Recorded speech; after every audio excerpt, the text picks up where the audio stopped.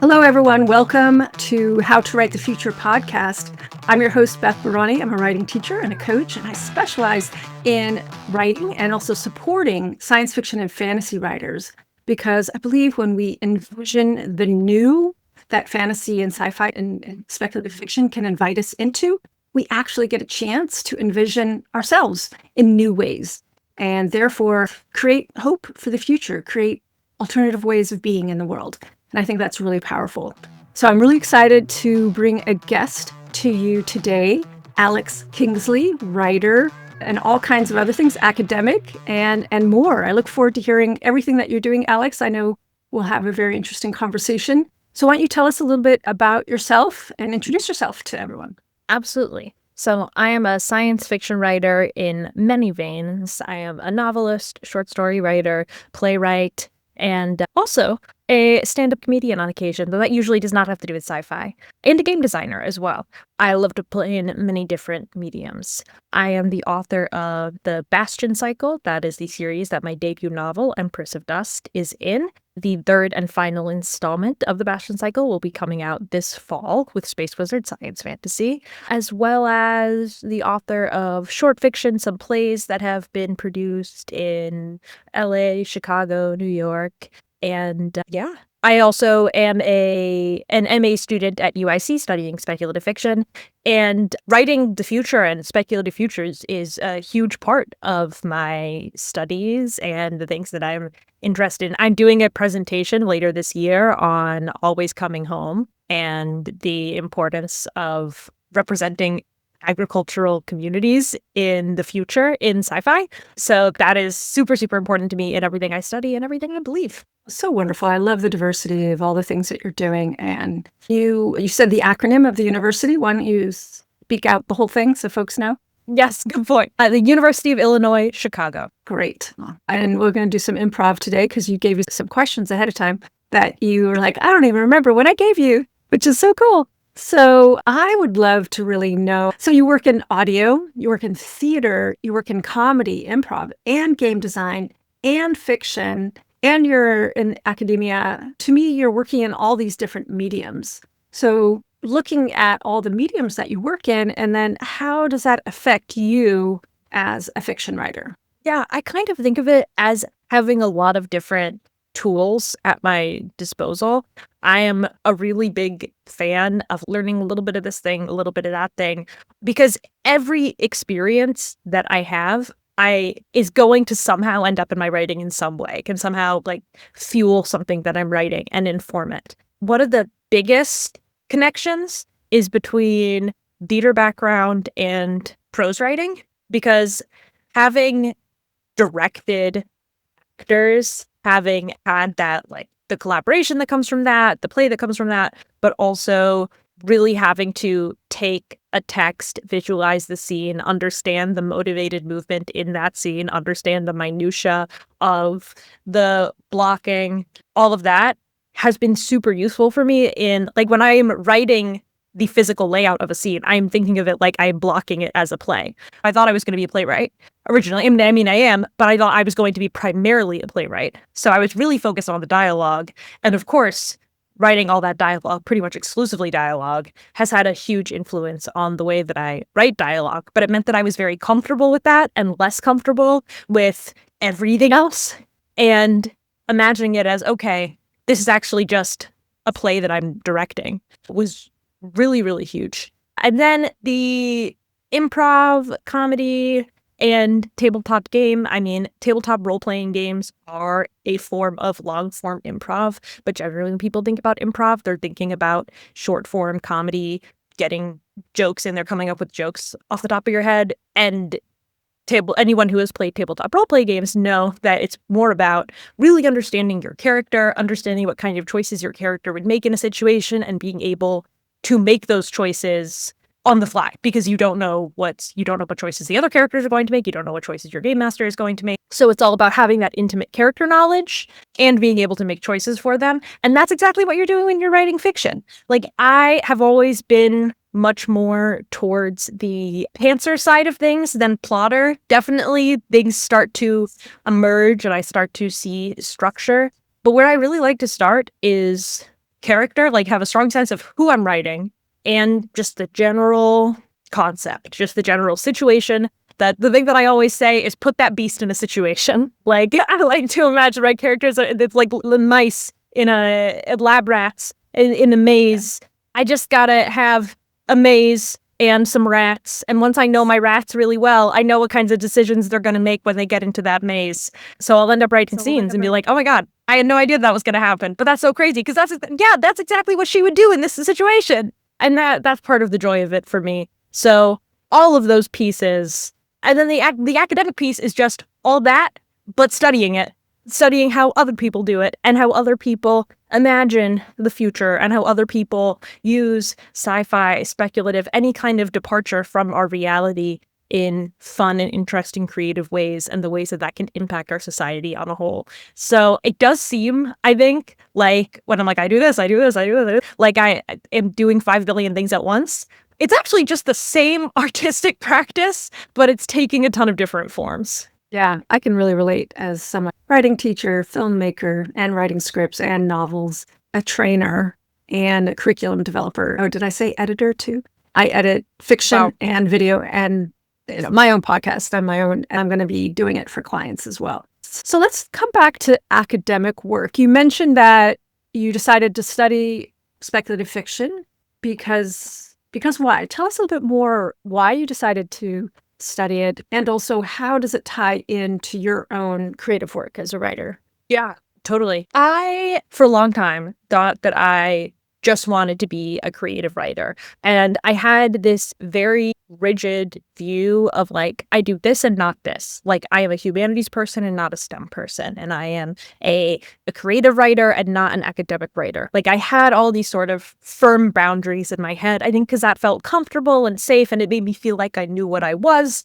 And it didn't put me in danger of trying something that I was bad at and then being like, oh no, I'm bad at this. Because definitely we get a lot of that in our upbringing in school, and then we kind of put ourselves into boxes for our own safety. Eventually, I started realizing I don't have to do that. I don't have to just be one thing, which, again, is one of those things where, like, sounds really obvious when I say it out loud, but it was like a truth that I had not internalized until I was like, but what if? What if I actually did other stuff?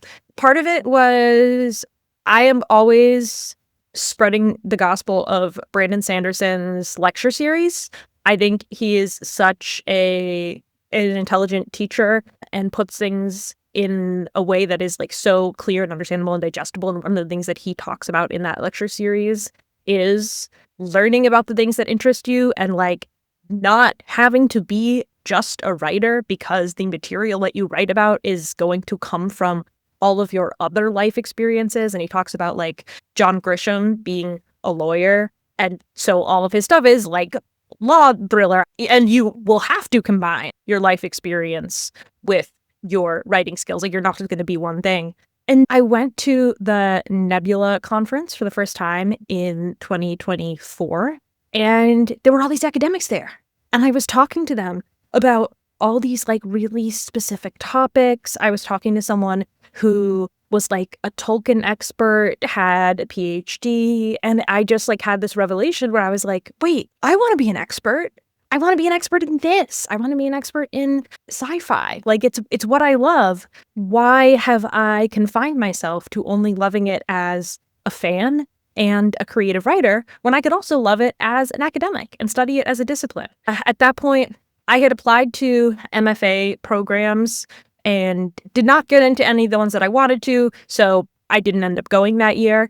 But for one of the applications, I had to write a critical piece, which I really hadn't done a lot of. And I had so much fun writing the application. And I was like, well, that's not normal. People don't usually have fun writing applications. So I realized I really like to write critically and analytically about the stuff that I enjoy reading, not just producing, ingesting it and producing my own fiction, which was how I started writing reviews for Ancillary Review of Books. Now I also write for Interstellar Flight magazine and Strange Horizons. I realized it's just a thing that I love to do. So why not go to the place where they will pay me money to do it, and I get to teach students how to do it and share all this joy that I am constantly is flowing over, is brimming and it needs to spread, I can share that with people. It seemed like the most natural path. And as soon as I started telling people, yeah, I think I'm going to do this, they were like, that checks out. I thought it was going to be a big announcement to be like, Mom, Dad, I'm going to grad school for English. And they were just like, well, yeah, of course you are. That's so great. It's so funny. People often see us in that way before we do. Yeah. I love to ask folks all kinds of questions about their passion for science fiction and fantasy. And I generally say science fiction and fantasy because it's easier to understand for people who aren't inside the publishing industry or the academic industry. But we can also say, just for folks who aren't familiar, speculative fiction is the umbrella term for science fiction and fantasy and weird fiction. And I think horror could fit it under there. And anything that is outside of what we call contemporary fiction or even historical fiction. If it has any element of magic, make-believe, maybe the lines are blurred, we can point to it and say, this doesn't exist in real life, even though most fiction is, obviously a stretch of the truth. But so now that I've defined speculative fiction, I would love to hear your definition of speculative fiction and also why you think it's so important. Yeah. My short answer of why I enjoy speculative fiction is reality is boring. We already live there. And it sucks a lot. Not to be a downer, because there's good stuff too, but also every day there's the horrors. So I'm like, when I'm reading, I want to be reading about things that are not this, but not for the reasons that people often describe. I think that for people who are not big readers, they kind of assume that reading fiction is always escapism. And I'm sure as a sci-fi reader and a writer yourself, that is not the case. Fiction is a wonderful arena for dealing with some really complex topics and some difficult issues in a safe space. Being able to grapple with these ideas that are really hard from the comfort of your own home with a cat on your lap and a cup of tea. And it's really important that we be doing that work constantly as a society, because it's how we work through things, is how we process complex issues. And like I said, reality sucks. There are complex issues in the world. The reason that speculative is so important to me is because it opens up this whole new realm of play and of possibility. It allows us, there are so many complicated things to deal with in our reality if you are going to use it. So many constraints if you're going to use it in your story. And being in the speculative realm, I think it frees you from all of those constraints. It allows you to imagine, okay, what would a society look like if we had this? What might the human race look like in thousands of years? What would a totally different species look like? One of my main areas of study right now is alternative cognitions, imagining using our own, we're kind of stuck with human brains, but how can we use our very human understanding of the world to conceptualize what it would be like to have a different form of cognition? I think that's especially important with the increasing importance in our society, whether we like it or not, of AI, to be able to understand, okay, the anthropomorphization of large language models that corporations are doing is a manipulation tactic, and we need to understand the kinds of processes that are happening that differ from human cognition, so we don't start attributing things to machines in a way like assuming that they are human and assuming that decisions are made in the same way that we would make decisions, because they're not. Also, the idea of expanding personhood. What does it mean to be a person? I'm a big fan of decentering humanness. I think a lot of when we talk about, human nature and humanity, and a lot of times when we talk about AI, when will it be human intelligence? And I'm like, I would love to see humanness not really being the benchmark. Because also, there's plenty of people who are humans who are not getting human rights in our reality. So I'm like, I would love for us to just establish how can we treat a person and do that before we start asking, is or isn't this thing human? Because does it matter? Because we're still treating humans poorly lots of places. We've centered everything at humans being the benchmark, but actually our intelligence has done a lot of things poorly, our so-called human intelligence. And, what if we lived like whales or dolphins or bees or owls or the wolves? Yeah, Like, exactly. actually, why do we assume that the way we think is the pinnacle? And I know why. There's a whole history of that. But I appreciate what you're saying about decentering human intelligence, because we're animals just like the rest of them. Yeah. And we forget that. We act as if we're at some kind of pinnacle. And very interesting what you were saying about AI. I had an AI expert on some episodes ago, and we never talked about it with that person, but I keep wondering why the people who design AI want to replace humans. To me, it feels like they want to replace humans. I'm like, well, why? Why are you erasing the very thing that, you are? I'm trying to understand the philosophy beneath this quest, everything to be robotic. And I'm like, that's weird because, if you don't have a body, you don't have emotions. And we don't actually even really understand emotion fully. Yeah. So anyway, I could go off down that rabbit hole. Yeah. I mean, I'm sure someone who is an expert in the field of AI could tell you more than I could. I do focus on representations of AI in fiction. So definitely discussing robots and how we perceive robot. And I use those terms often when I'm talking about fiction interchangeably, just because they are like very murky. No one really has a firm definition. I have been looking a lot at the way that we perceive these things. And I mean, it does seem like a lot of it is money, because when the companies that are making the AI are able to then sell them to companies and say, hey, why would you pay 100 people to do this when you could have this machine do it for you? It doesn't matter to them if the quality is going to be good or if the people who are being laid off are not going to be able to support their lives. Like, that just doesn't matter to them. So it gets marketed as a replacement. And it also gets marketed as human-like because we have our own assumptions about what intelligence is and how it has to resemble humanity, because that is what a lot of earlier sci-fi has taught us to expect. First ever robots in fiction looked just like humans because it was a play and they were human actors.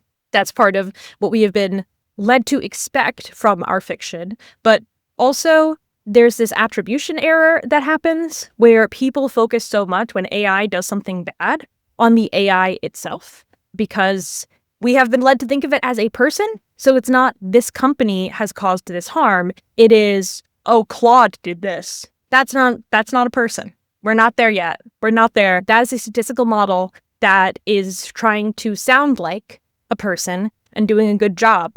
But the more we attribute problems to the AI itself and not the people making it, the more we let them get away with a lot of bullshit.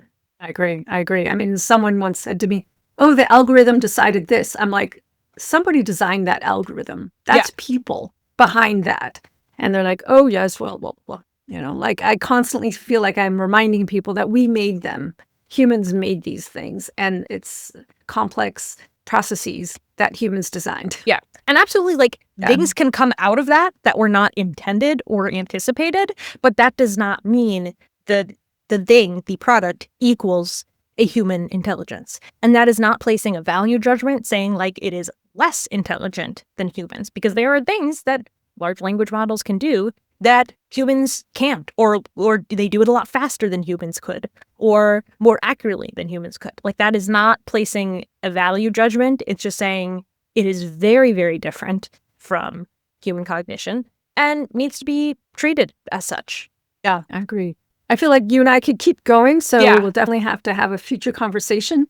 I like to end my interviews with this question, which once you hear it won't be so odd, but I like to spring it on folks, which is, when you hear how to write the future, what does that call to mind for you? It calls to mind any kind of forward-looking fiction. Anyone who is imagining what the future could look like. And a lot of times, I think when I talk about writing the future, people assume I'm talking about utopian specifically and a good future. But I am a big fan of being somewhere in the middle. Like, I really like Ursula K. Le Guin's term for the dispossessed and ambiguous utopia. This idea of there's a lot of stuff going on and it's very complicated, and it's not, hey, this is the ideal world, and it's not, this is purely dystopia terrible. Because nothing is really ever so black and white. At least it rarely ever is. And that would also not make a very interesting book. And I think that she is someone who was really a master of doing that. Like a lot of what I'm talking about in my presentation about Always Coming Home is, it's not like, hey, this is presented as the ideal future. It is still important to imagine that a future like this, in which we have returned to embedded communities as opposed to a concept of nation that expands beyond us. It is important to imagine what a future like that could look like. Doesn't mean that's exactly what we're aiming for. It's so important that we are imagining what it could look like if, hey, what if everything was sentient? What if the worms were solving complex math problems? Like, what would that look like? Having this space to play in the world of what if, because we're not going to be able to predict what's going to happen, and it's not our job to be able to predict what's going to happen. But the more we can imagine, the more we can ask ourselves what would we do in this situation, the more prepared we will be for what does happen. And most importantly, the more prepared our empathy will be. A professor who I kind of like grew up listening to and talking to and all of that, he would say at the core of sci-fi is asking what happens when our capabilities expand faster than our compassion. And I think that's why sci-fi is important, is saying, hold on, let's slow down and let's make sure our compassion is there as well. And that's honestly probably one of the reasons that Murderbot is so important to me, is so many robot stories are about, what if there was a robot that was conscious and everyone was like, no, you're a machine. And it's so refreshing to have a book series where there's a robot that's conscious and immediately everyone's like, and we love you. I think that's really beautiful. Read that. Yeah, that was like a huge reduction of what those books are, but that was something that is so delightful about them, is the immediacy of the humans being like, and you're a person too, and we won't take that away from you. Let's wrap up. Where can people find out about you and your fiction and stay in touch and all that good stuff? Absolutely. I am on Instagram at Hitchhiker's Guide to the Alexy. I am on Blue Sky at AlexyQuest.